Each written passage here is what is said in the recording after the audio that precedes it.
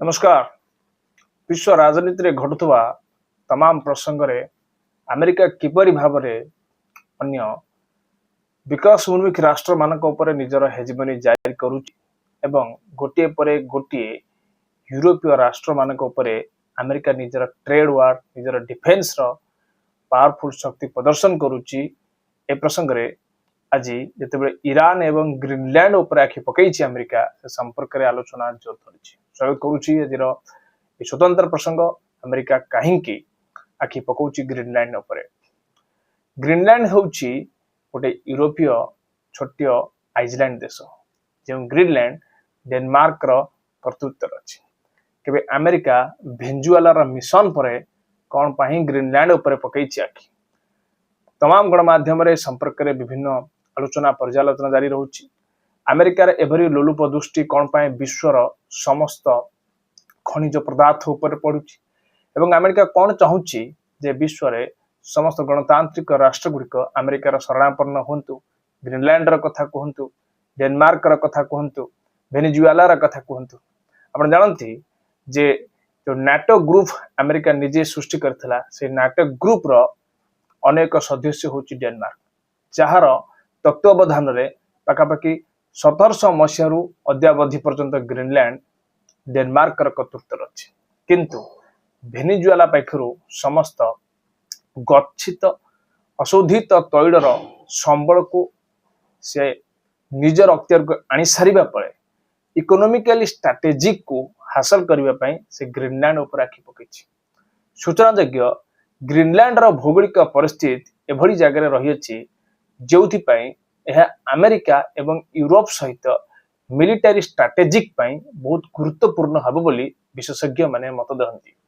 Greenland जहाँकि USA एवं Europe को संजोग करुवा एक पैसेज अटे, जो पैसेज को GIUK बोली कहा जाए। यार अर्थ होची ग्रीनलैंड, आइसलैंड, यूनाइटेड किंगडम। ए पैसेज माध्यम रे आर्कटिक ओशन अटलांटिक ओशन को जॉइन करे। अटलांटिक ओशन एवं आर्कटिक ओशन मध्यवर्ती अंचल रे एशिया रो विशेषकर चाइना रो कर्तृत्व रही एवं चाइना दिनक दिन यही सबु सामुद्रिक अंचल मध्य निजर सामरिक एवं अशोधित तैल भली अनेक खनिज लवण बा खनिज पदार्थ को समुद्र तलु एक्सट्रैक्शन करिबारे विभिन्न मिलिटरी बेस मान एही रीजन रे दिनक दिन बढ़ेबा को लागिछि। ए सब को आखि आगे देखी अमेरिका कौन सी परिस्थिति रे रशिया एवं चाइना भली राष्ट्र मान को निजर पड़ोसी राष्ट्र रूपे ग्रहण करने को चाहे। एही परिप्रेक्षी रे सारा विश्व रे निजर अर्थनैतिक हेजिमनी को विस्तार करने पाई रशिया एबे मध्य चाइना को सपोर्ट करने संपर्क रे अनेक तथ्य मिलुछि। तेबे अमेरिका भेनेजुएला रु समस्त प्रकार निजर कर्तृत्व जाहिर कर सारिबा परे एबे क्यूबा पर मध्य अमेरिका निजर सतर्क सूचना जारी रखिछि। सूचनायोग्य क्यूबा 30% निज देश रे व्यवहार करुवा समस्त खनिज पदार्थ एवं जो पेट्रोल रो आवश्यकता होता है ताहा से भेनेजुएला ठारू क्रय करुतला। एहार परिवर्तन रे एहार बदल रे भेनेजुएला को से निजर सैन्य पठाइतला एवं भेनेजुएला रे एक रु एकाधिक विभिन्न मल्टी स्पेशलिस्ट हॉस्पिटल रे क्यूबार बहुत बड़ बड़ डॉक्टर माने कार्यरत करथांती। किंतु एबे भेनेजुएला को अमेरिका निजर कर्तृत्व को आनी सारिबा परे क्यूबा को अमेरिका खोला खोली चेतावनी देछि से बहुत शीघ्र अमेरिका सहित 1/2 विभिन्न द्विपाक्षिक चुक्ति करी भेनेजुएला सहित होइतिबा समस्त फॉरेन ट्रेड को कप आउट करी अमेरिका सहित नूतन वाणिज्य कारोबार करने को निर्देश मध्य देछि। ये समस्त प्रसंग केउठी ना केउठी अमेरिका उपरे अमेरिका सारा विश्व उपरे निजर कर्तृत्व जारी करिवार सूचना देउछि। तबे कथा होउछि ग्रीनलैंड रो। ग्रीनलैंड एथिपाई अमेरिका पाई जरूरी अछि जे सामुद्रिक अंचल कथा कहा जाउछि से सामुद्रिक अंचल रे ग्रीनलैंड जोंठार अवस्थित अछि सेहा इंटरनेशनल फिश ग्राउंड अटे। विभिन्न प्रकार सामुद्रिक मत्स्य व्यवसायी माने एठारो विभिन्न प्रकार सामुद्रिक मत्स्य को उत्पादन करिथांती एवं विश्व मार्केट रे औषध बाजार रे ए सब मत्स्यर विभिन्न शरीर विभिन्न लाइफ सेविंग ड्रग्स तैयार करा जाता है। ये एक गुरुत्वपूर्ण प्रसंग।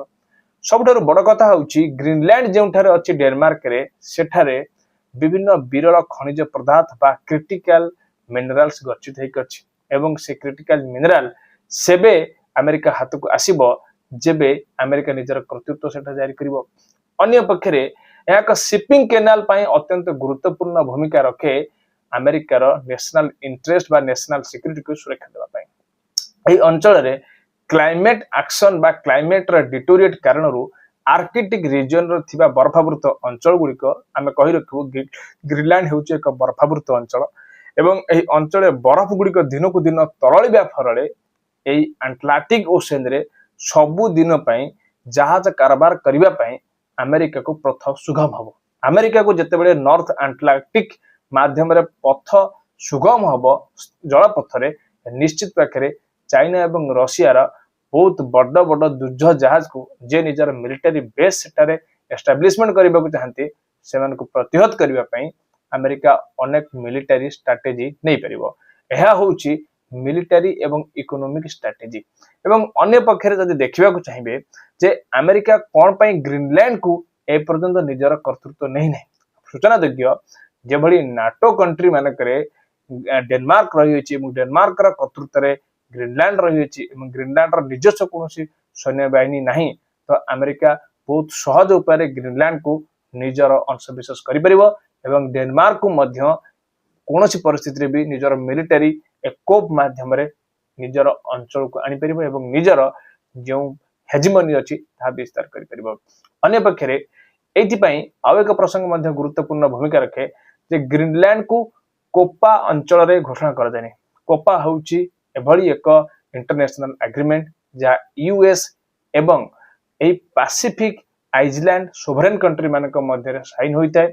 यार अर्थ हैला जे माने एई कोपा बा compact of federation of association रो अंशविशेष हेबे अमेरिका सेमान को समस्त प्रकार मिलिटरी सहायता सहयोग जोगै देबो एवं एहार परिवर एहार लिउ रे एहार बदल रे अमेरिका सेही राष्ट्र गुड़िक नियोजित होइतिबा विभिन्न गच्छित संबल को व्यवहार करिवो तांकर अर्थनीति को विकास करिबारे सहायक हेबो। किंतु सूचना योग्य ग्रीनलैंड ए पर्यंत एही कोपा एग्रीमेंट अंचल को आसी नै कारण डेनमार्क सब बेले निजर दाबी रखि आसीची जे ग्रीनलैंड होउची आर्कटिक अंचल आर्कटिक अंचल रे आखि पकेबा माने अमेरिका पाए एक विपद संकेत बोली डेनमार्क बारंबार चेतावनी अमेरिका को दी आसी।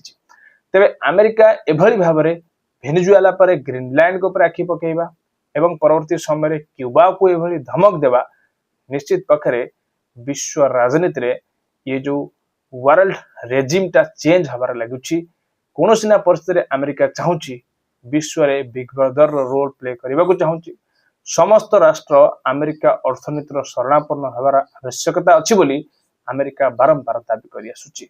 एभली परिस्थिति रे डेवलप कंट्री रो बहुत सोफिस्टिकेटेड वेपन मध्य इंटरनेशनल मार्केट रे बिक्री हबार चर्चा मध्य जोर धरछि कारण अमेरिका सब बेले चाहे ए विकासोन्मुखी यूरोपीय राष्ट्र माने युद्ध भली परिस्थिति रे परस्पर सहित एभली एंगेजमेंट रहिले निजर सुरक्षा पाई डेवलपिंग कंट्री माने अमेरिकार साहाय्य लोड़िबे आ अमेरिका पाखरु एही बहुत अर्थकारी बा बहुत सोफिस्टिकेटेड कॉस्टली उत्पन्न क्रय करिवे आ अमेरिकार अर्थनीति दिनक दिन बढ़िबा को लागिवो। तो एभली भाव में विश्वर राजनीति वर्तमान अस्थिर अवस्था गति करुछि। तृतीय विश्व युद्धर एक रूपरेख देखा मिलुछि एवं यह विश्व राजनीति पाई विश्व गणतंत्र पाई एक प्रश्न की सृष्टि होइछि। आगामी दिन में यह केते दूर प्रशमित होउछि विश्वर शांति किभली प्रतिष्ठा हो पारुछि अमेरिकार एभली दौरात्म्य केते दिन विश्व राजनीति रे विश्वर बहुत बड़ बड़ राष्ट्र सहन करछन्ति ताकू देखिबा को समय लागला। जदि हमर उपस्थापना आपनको भल लागिथाय निश्चित हमको कमेंट करंतु शेयर करंतु एवं एभली भाबरे हमर चैनल को सब्सक्राइब करंतु। पुणी देखा एक अध्याय। जय भारत।